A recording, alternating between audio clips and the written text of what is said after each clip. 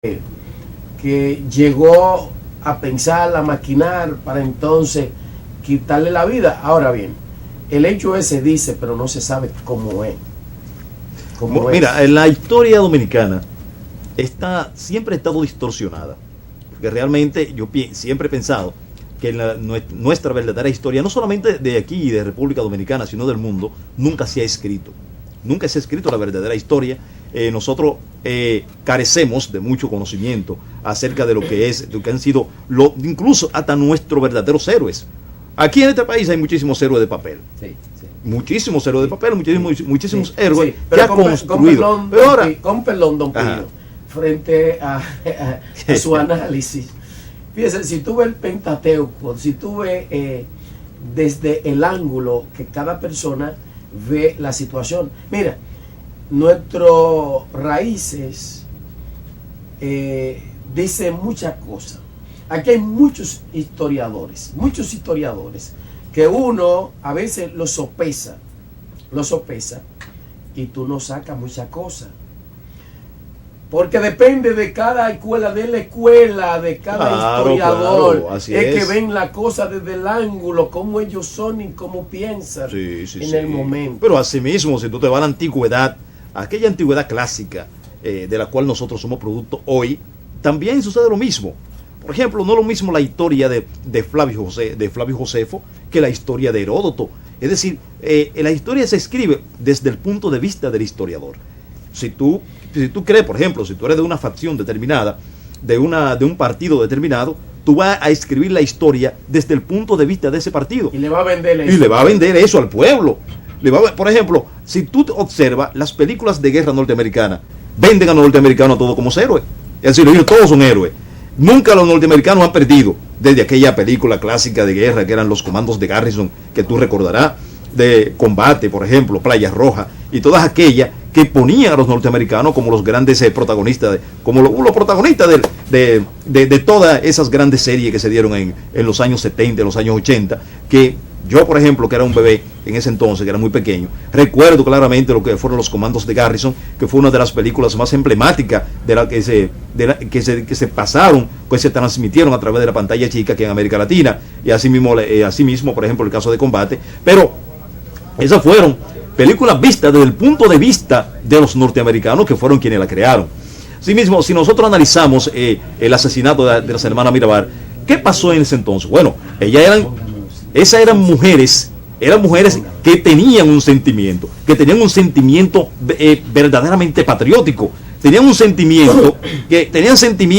sentían por el pueblo dominicano, querían la liberación de nuestra nación, de esa dictadura, que querían cercenar esa dictadura que tenía aplastada a nuestra nación desde todo punto de vista, desde el punto de vista moral, desde el punto de vista intelectual, desde el punto de vista de su libertad de expresión, que es lo más importante que puede tener su hermano. Aquí no había libertad de ningún tipo, aquí no había ni siquiera libertad para tú tener algún tipo de propiedades, porque aquí si tú tenías ganado, si tú tenías por ejemplo una finca llena de ganado, y a Trujillo le gustaba tu finca, le gustaban tus vacas, Trujillo iba y se apoderaba de esa vaca.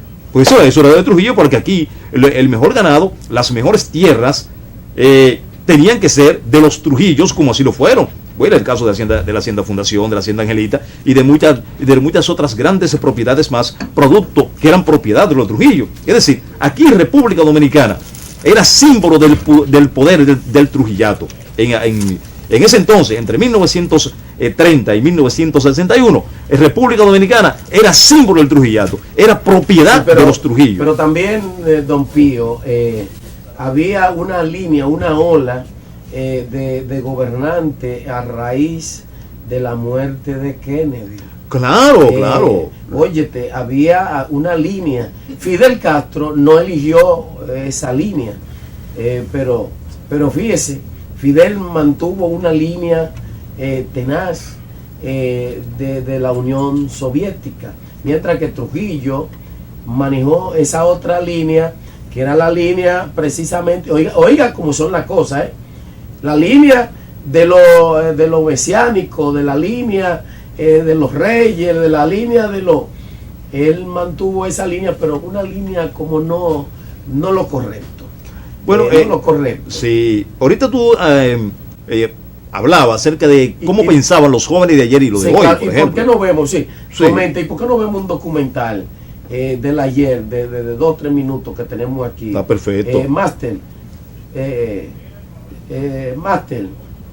está en... Ok, vaya a comentar. Por ejemplo, ¿cómo pensaban los jóvenes de ayer y los jóvenes de hoy? Los jóvenes de ayer eran jóvenes románticos, eran aquellos jóvenes románticos y patriotas, aquellos que leían los grandes clásicos, aquellos que hacían tertulias literarias en las esquinas y discutían los temas, digamos, en el tapete, como era el caso, por ejemplo, de la Segunda Guerra Mundial, de la crisis de los misiles, de la guerra de Corea. Mi padre, por ejemplo, era uno de esos jóvenes entonces. Eran los clásicos, claro. Ahí salieron los mejores poetas, los dramaturgos, salieron los coros, claro. Poesía coreada, donde el Conservatorio Nacional había un colador de la cosa, porque se le dedicaba tiempo a todo. El que pertenecía a la línea comunista, a veces se quería crucificarse, claro. Porque era como una religión, algo que se vivía diferente a nuestra época, que ya la gente son a media, son gente a 2 caras, son gente que quieren vivir una cosa, pero quieren mostrar la rudeza para buscar el término anglosajónico. Tienen doble moral. Sí, doble moral, el término de la transculturación, de buscar cómo conseguir las cosas fácil. Correcto, eso es. Mira, Rey y amigos televidentes, que esos jóvenes de ayer, recordándolo yo, siendo yo todavía un párvulo prácticamente, ayer, por ejemplo, aquellas personas comentaban sobre los libros más recientes de García Márquez, sobre los premios Nobel como Pablo Neruda, Gabriela Mistral, como era el caso de Miguel Ángel Asturias, y todo el mundo de Samuel Beckett, todo el mundo quería sacar 100. Ya no. Hoy los muchachos van a la escuela a sacar 70 para pasar, simplemente para eso, señores. Y no hay ese amor por el saber, esa filosofía, porque la filosofía precisamente significa amor por el saber, amor a la sabiduría. Ahora, existe ese amor hoy entre esos muchachos, y es más, puedo decirte que hasta entre los mismos maestros de hoy no hay ese gran amor por lo que es la preparación intelectual, pero ellos son los que forman nuestros hijos, tus hijos, y van a formar mi nieto. Entonces yo diría, ¿a dónde vamos? ¿A dónde vamos como país y como mundo? Fíjate que nosotros muchas veces hablamos únicamente de los estudiantes aquí en República Dominicana. Pero yo veía en Primer Impacto hace unos meses atrás que salió una periodista de Univisión a la calle y le preguntaba a unos estudiantes norteamericanos, y le preguntaba, ¿en qué continente queda Canadá? Y no supieron. Oye, y Canadá hace frontera, la frontera norte de los Estados Unidos con Canadá, que es una de las fronteras más amplias del mundo. Entonces, y esos estudiantes no conocían, no sabían en qué continente quedaba Canadá. Oye, eso es increíble, señores. No sabían cuál era la frontera sur de los Estados Unidos que la hace con México, y dónde quedaba el río Bravo. ¿Quiere que le diga algo? Óyete, usted le pregunta a una gente cualquiera, estudiante, en qué está, la provincia está dividida en cuánto. Es decir, por ejemplo, ¿en cuántas provincias está dividida República Dominicana? Y no saben realmente, no conocen cuántas provincias tiene nuestro país. Es más sencillo. Mira, aquí hay personas que no saben quién fue el héroe de la restauración de la República de nuestro país. Pero ¿cómo sale Kennedy, por ejemplo? Kennedy, que fue el más joven de los presidentes que pisó la Casa Blanca en los Estados Unidos, llegó apenas a la presidencia en Estados Unidos con apenas 42 años, demócrata, que fue muerto. Precisamente el informe Warren que se da después de la muerte de Kennedy es totalmente falso, es falseado. ¿Por qué? Porque no, eso buscaron un chivo expiatorio que fue Elizabeth Oswald. Dice, bueno, disparó Elizabeth, pero eso fue un chivito que buscaron, señores. La verdadera ¿cómo llega la muerte de Kennedy? La muerte de Kennedy llega por diferentes razones. Una de ellas fue, por ejemplo, que Kennedy Kennedy, por ejemplo, se abrió al mundo y quería establecer una política totalmente diferente a la que mantenían los Estados Unidos hasta ese entonces, y quería la igualdad racial en los Estados Unidos, además de que Kennedy fue el primer presidente católico que pasó por los Estados Unidos. Eso no convenía a los intereses de la gran mayoría norteamericana, de aquella mayoría que es quien realmente gobierna en los Estados Unidos. Por los Estados Unidos y el mundo no están gobernados, realmente no lo gobiernan ni Obama ni ninguno de los presidentes que ha pasado por ahí, no. Lo gobierna una oligarquía. No podía tirar un documental de eso. A Estados Unidos. No está en Q, Master. Pues bien, bueno, a Estados Unidos y al mundo lo gobierna una oligarquía empresarial y comercial. Y cuando tú atentas en contra de los intereses de esa oligarquía, entonces tú no puedes existir, a ti te van a eliminar. Eso fue lo que pasó con Kennedy, señores. Y ese informe que se dio, que vuelvo y repito, fue no fue real.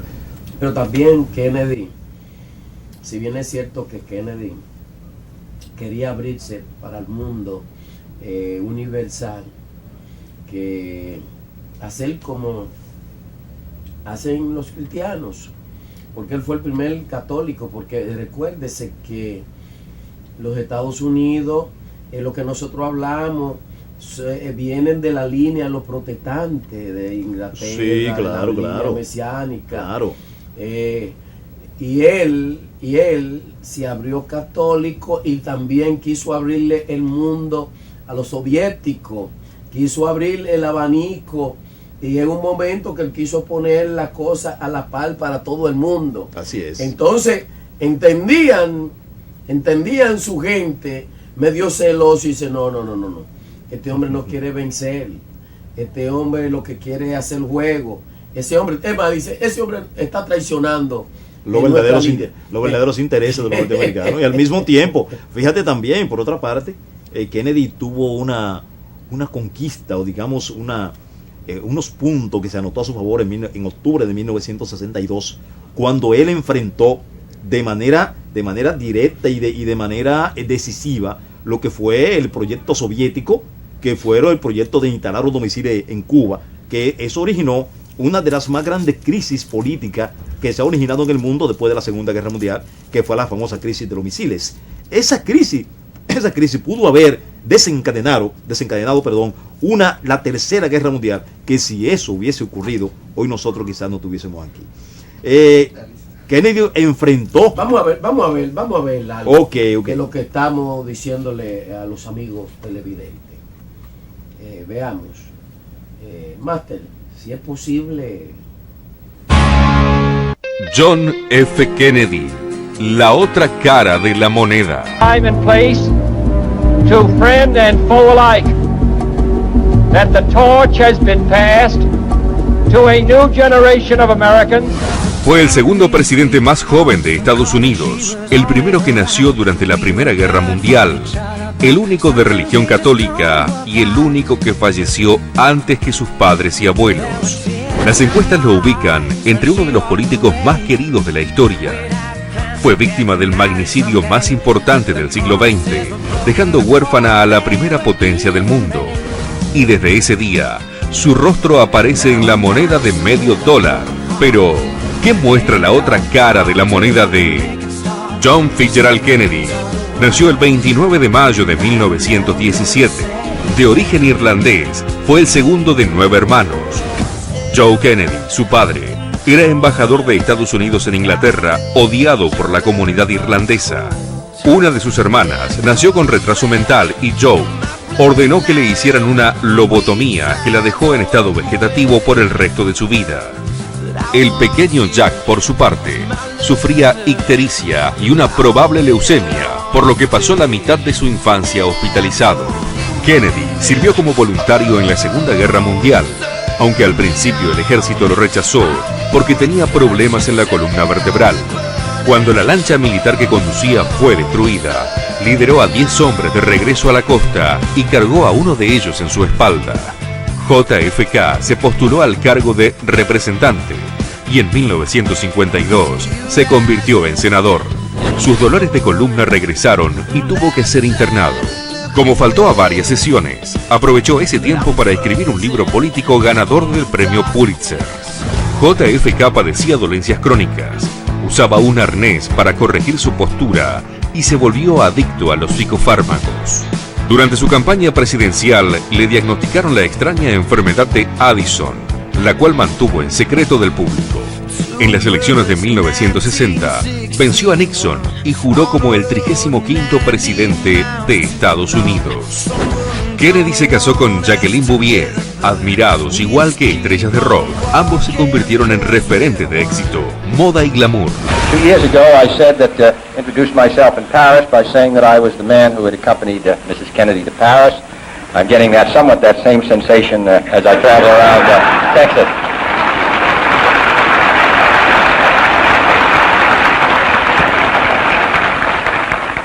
Nobody wonders what Lyndon and I wear. Puertas adentro, la pareja estaba en crisis por la pérdida de varios hijos y las aventuras amorosas del presidente. Gracias a la buena relación de los Kennedy con la prensa, el affair de John con Marilyn Monroe no trascendió oficialmente, aunque todo el mundo habló de ello después de que la diva cantara Happy Birthday, Mr. President.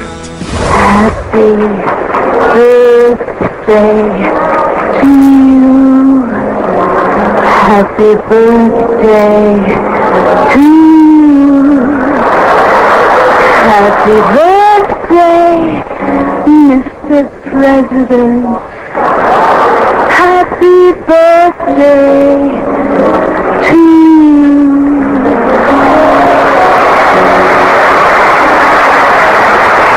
Kennedy nombró a su hermano y mejor amigo Robert como fiscal general. Juntos promovieron la integración racial y los derechos de los inmigrantes, lucharon contra la mafia, excarcelaron a Martin Luther King, autorizaron una invasión fallida al régimen de Fidel Castro y firmaron un pacto de desarme nuclear con la Unión Soviética. Todos recuerdan dónde estaban aquel 22 de noviembre de 1963. Kennedy, que asistía a un acto en Dallas, era asesinado por un francotirador que murió antes de ser juzgado. The flash, apparently official, President Kennedy died at 1 p.m. some 38 minutes ago. Años después, mataron también a Martin Luther King y el propio Robert Kennedy, quien había anunciado su candidatura a presidente. Estos crímenes impulsaron teorías conspirativas que acabaron con la fe en la política de una generación de estadounidenses. Los diarios de ese día todavía se guardan como recuerdo de lo que nunca será. Docenas de libros, series y películas aseguran que si JFK hubiera sido reelecto en lugar de asesinado, habría retirado las tropas de guerra de Vietnam, salvando millones de vidas y transformando la política exterior de Estados Unidos. Algo que no se puede negar es que John F. vivió entre extremos. A un lado del poder, el reconocimiento y el éxito rotundo. Al otro, la tragedia, la incapacidad física y la crisis familiar. Y fueron esos extremos los que inmortalizaron a Kennedy como ícono popular, logrando que las dos caras de la moneda siempre tuvieran la suya.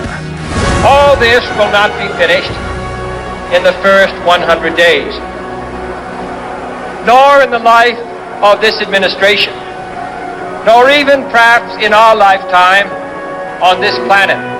But let us begin. Probablemente sí. Hablamos detrás de cámara, señores, aquí haciendo un comentario sobre el pequeño documental que acabo de presenciar, que en ese entonces, en 1963, todavía gobernaba Bosch aquí en República Dominicana, que sería víctima de un cuartelazo el 25 de septiembre de ese mismo año. Meses después, podríamos decir que 2 meses después exactamente, caería asesinado en Dallas John F. Kennedy. Decía, por ejemplo, mira, John F. Kennedy hay que, digamos, mencionar a muchas de las cualidades que lo adornaban. Primeramente fue el más joven que llegó a la Casa Blanca. Él fue el primer presidente católico. Fue uno de los presidentes también que tuvo, que fue de mayor apariencia física, un tipo de héroe de guerra, buena apariencia física, un hombre elegante, muy inteligente también. Un hombre extremadamente inteligente, un hombre que fue salvó su vida de milagro durante la Segunda Guerra Mundial, ya que él fue voluntario de guerra en esa contienda. Había que también enumerar que para ese entonces, para ser presidente de los Estados Unidos, una de las cualidades que había que tener, uno de los requisitos con el que había que cumplir era que usted debía haber hecho el servicio militar obligatorio que se hacía en los Estados Unidos de ese entonces, teniendo en cuenta que en la década del 50, digamos 40, por ejemplo, que durante los 5 años de la década del 40 fueron los años de más álgido de lo que fueron la contienda bélica más grande que ha tenido la humanidad, que fue la Segunda Guerra Mundial. Mira. Y después de ahí, ya para 1900, en la década del 60, señores, de década del 50, viene la Guerra de Corea en 1953. Pero no, Pío, perdón, una de las cualidades que tú tampoco lo dijiste, fíjese, los orientales, óyete, los reyes tenían precisamente esa cualidad, tenían que ser el hombre elegante, claro, hombre guerrero. Alejandro Magno, por ejemplo, Alejandro Magno, que y es el hijo de Filipo II, que fue uno de los hombres más hermosos que se da en la historia. Hay algo que tú has dicho que hay que analizarlo. Este hombre precisamente viene de esa línea genealógica, pero hay algo. Observa que él falsea al inicio, es igual que el Papa que llega ahora. Primero decía que él era de la CIA, que él es esto, y luego después, al recibirle el cargo, ya el Papa pasa a ser ortodoxo, un hombre muy de la fe. Y austero. Precisamente. Sí.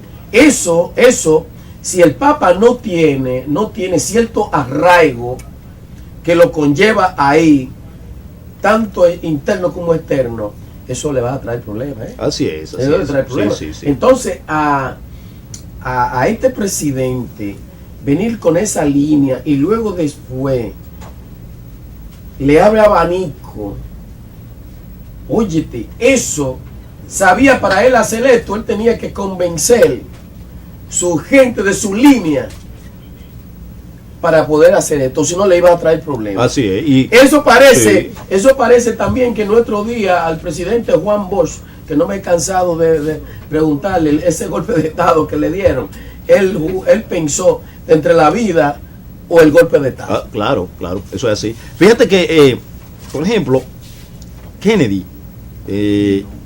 vino con una línea nueva. Principalmente viene con una línea de darle más libertad a los inmigrantes y de lograr una igualdad racial en los Estados Unidos. Escarceló a Martin Luther King, a sabiendas, señores, de que Martin Luther King era el líder, el más grande líder negro de los Estados Unidos, que fue quien lideró la famosa marcha del millón hacia la Casa Blanca en la década del 60. Kennedy había sustituido en la presidencia a un republicano que fue Dwight Eisenhower, que este presidente, quien antecedió a Kennedy, había sido quien dirigió las fuerzas aliadas durante la Segunda Guerra Mundial y en el escenario de la playa de Normandía, en el famoso día del 6 de junio de 1944, un héroe de guerra de extraordinario valor para los Estados Unidos. Pero Kennedy, aquí, por ejemplo, plantea también el caso de que Kennedy iba a retirar las tropas de Vietnam. Recuerda que en ese entonces estaba en pleno desarrollo lo que era la intervención norteamericana en Vietnam, y de esa guerra de Vietnam murieron alrededor de 300.000 soldados norteamericanos en esa contienda, y Kennedy, a sabiendas de que él analizó que era una guerra inútil, que se había llevado de manera inútil por esa gran potencia, él dijo: no, vamos a retirar esta tropa de acá, e iba también a firmar un tratado de desarme con la Unión Soviética. ¿Qué significaba eso? En ese entonces, y todavía hoy, por ejemplo, en los Estados Unidos, señores, hay aproximadamente entre un 40 y un 30% de su población que viven directa e indirectamente del negocio de las armas. Claro. Y el negocio de las armas va directamente relacionado con lo que es, por ejemplo, las intervenciones de los Estados Unidos en distintos escenarios internacionales, como fue el caso de la guerra del Golfo, como fue el caso de la guerra de Corea, como fue el caso el caso de Afganistán, el caso de Irak. Consumirlo para que haya más pedido. Mira, lo que pasa es, los Estados Unidos viene de una línea que la línea mesiánica que Guerrero. una línea de Guerrero. Sí, claro. Pero ¿qué pasa? ¿A dónde está el problema? El problema está que, como empezamos al inicio, que nosotros decíamos en los tiempos atrás, las cosas se hacían por convicciones, se hacían con cierta ternura, Sí. se hacían con un motivo determinado, pero ya en nuestra época no, es por interés. Así es. Es por interés. Ya los Estados Unidos, nada de esto que ellos hacen es a favor de nada, de conquistar. No. Conquistar sí, pero para sus propios intereses y explotar. Ahora bien, don Pío, haciendo una relación, ¿qué fue lo que usted cree que lo que motivó a que más tarde llegara ese tirano, a que lo mataran? Fue precisamente esa revolución interna nacional que empezó con la muerte de las hermanas Mirabal. Así es. Yo debo decirte que hubieron varios acontecimientes que ocasionaron, que fueron horadando lo que fue la permanencia de Trujillo en el poder. Y yo diría que la gota que rebosó la copa fue el asesinato de las hermanas Mirabal, 25 de noviembre de 1960. Un día como ayer, junto con su chofer Rufino de la Cruz. Debo decirte lo siguiente. Fíjate, habían ya varias cosas. La población estaba cansada de los abusos de la dictadura. Ya la gente que andaba con Trujillo. Claro, ya estaba cansada de ellos mismos. E incluso, fíjate, que uno de los principales conspiradores fue Antonio de la Maza. ¿Pero por qué? Porque Trujillo asesinó a su hermano Octavio de la Maza. Pero también, por ejemplo, tenemos el caso de todos los abusos de violaciones sexuales que cometía Trujillo en contra de muchas familias honorables en República Dominicana. Ya todos esos casos ya estaban cansando a la población dominicana. Ya la población dominicana se sentía hastiada de los abusos y desmanes cometidos por la familia Trujillo en contra del pueblo dominicano. Eran grandes abusos. Por ejemplo, hay un libro de José Alberto Ferrera que habla que una vez Trujillo estaba en San Cristóbal en una fiesta, y él llega a la fiesta de su amigo, y cuando la esposa del amigo era una mujer muy linda, una mujer bellísima, de una de las familias más emblemáticas de San Cristóbal, un dictador totalitario con un poder semejante al de Hitler en ese entonces. Entonces, tú no puedes, una persona, los dictadores por eso mueren todos a mano del pueblo que lo eleva.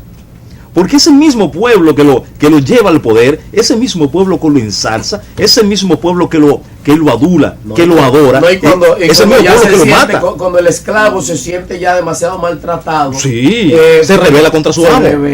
Bueno, ¿y por qué no vamos a una corta pausa? Vámonos.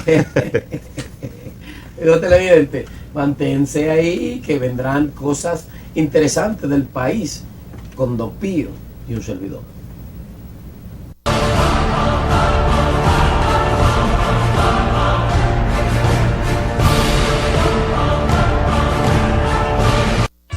Si de eventos o actividad social se trata, piense en De Rosario Buffet.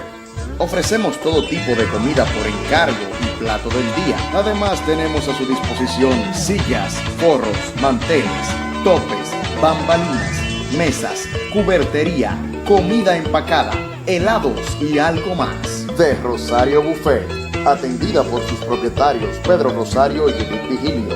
Estamos en la calle Real número 4, frente a la Liga de la Javilla en Villa Duarte, con servicio a domicilio 809-234-7969 y 829-882-8600. De Rosario Buffet, buffets para todas las ocasiones.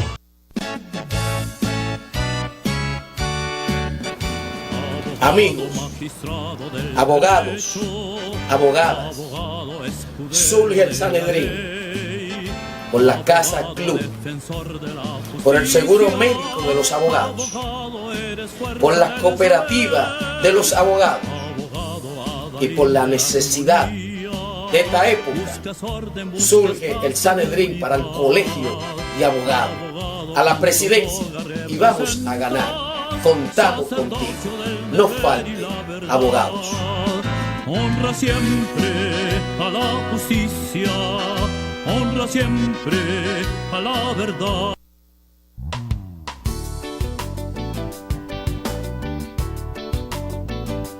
Para preparar niños, jóvenes y adolescentes con mentalidades sanas y renovadas por la Santa Escritura para el reino de Dios, Ministerio Evangélico Oasis de Salvación. Porque atendiendo a la necesidad de la formación en